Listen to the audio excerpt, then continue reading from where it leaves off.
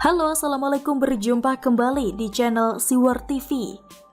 Cadas, puji PSI yang pecat kadernya di DPRD DKI, Fahri Hamzah skakmat PKS, ditulis oleh Ferry Patli. Meskipun tidak lolos ke parlemen karena tidak memenuhi ambang batas parliamentary threshold sebesar 4%, tapi Partai Solidaritas Indonesia, disingkat PSI, berhasil mengantarkan beberapa kadernya ke kursi di DPRD DKI. Berdasarkan laman DPRD DKI Jakarta, prof.go.id, tercatat perolehan kursi PSI di DPRD DKI sebanyak 8 kursi. Dengan demikian, partai yang mengambil target pemilih dari kalangan anak muda tersebut punya fraksi sendiri. Di DPRD DKI, kiprah PSI tidak bisa dipandang sebelah mata. Beberapa kadernya sangat vokal mengkritik kebijakan Anies yang memang terkadang agak nyeleneh. Seperti yang dilakukan oleh William Aditya Sarana, dulu yang membongkar skandal anggaran pembelian lem Aibon mencapai 82,2 miliar rupiah di Pemprov DKI, hingga ia dilaporkan oleh Ketua LSM Maju Kotanya Bahagia, Sugianto, ke Badan Kehormatan DPRD DKI. Si Sugianto yang notabene pendukung Anies itu menuding William telah melanggar kode etik lantaran mengunggah rencana pembelian lem Aibon dengan anggaran yang sangat besar tersebut ke medsos. WKWKWK. Begitupun dengan soal rencana gelaran Formula E di DKI Jakarta yang digagas oleh Anies, PSI menolaknya dengan keras karena pembayaran komitmen fee DKI sangat jauh beda jumlahnya dengan komitmen fee di negara lain.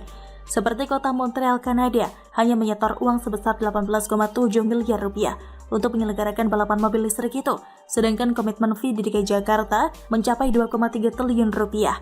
Cadas, jauh banget bedanya. KWKWKWK.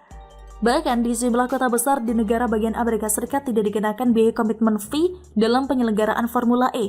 Begitupun kota Roma, Italia, bebas biaya komitmen fee dalam penyelenggaraan Formula E hingga 2025 mendatang. Sehingga wajar bila kemudian PSI mempertanyakan kenapa Pemprov DKI malah mengeluarkan uang hingga triliunan rupiah tersebut. Lagi pula, uang 2,3 triliun itu uang rakyat, bukan dari kantong pribadi Anies.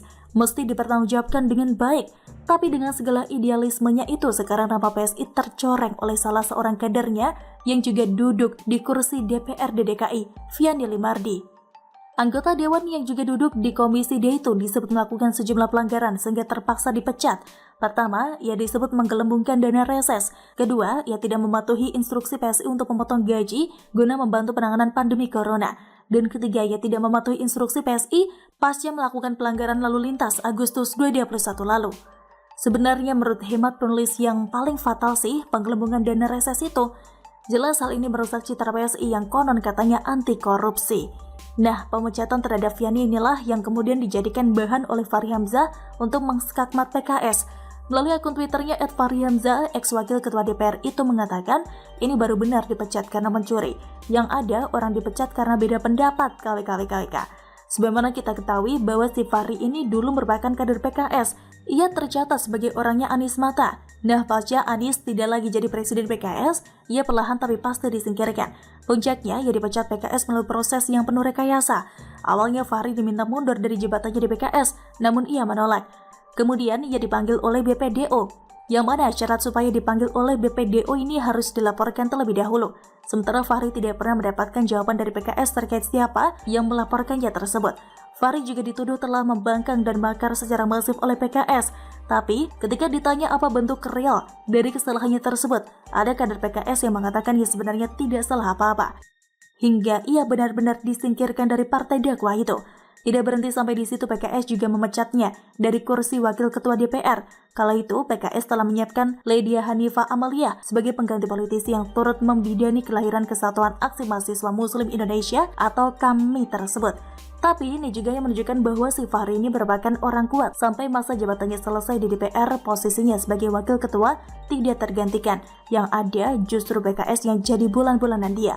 Kala itu partai tersebut digugat oleh Fahri Hamzah terkait pemecatan dirinya dan tuntutannya dikabulkan oleh majelis hakim. Hingga PKS harus membayar ganti rugi sebesar 3 miliar rupiah. Cadas, hahaha. Pertanyaannya, lebih karena mana partai yang memecat kader karena korupsi atau PSI, atau partai yang memecat kader karena beda pandangan atau PKS yang berlindung di balik kata dakwah? Silakan pembaca Siwar yang menilai sendiri. Bagaimana menurut Anda? Silahkan tulis komentar di kolom komentar. Jangan lupa untuk like, subscribe, dan share. Siwar TV pamit, sampai jumpa. Wassalamualaikum warahmatullahi wabarakatuh.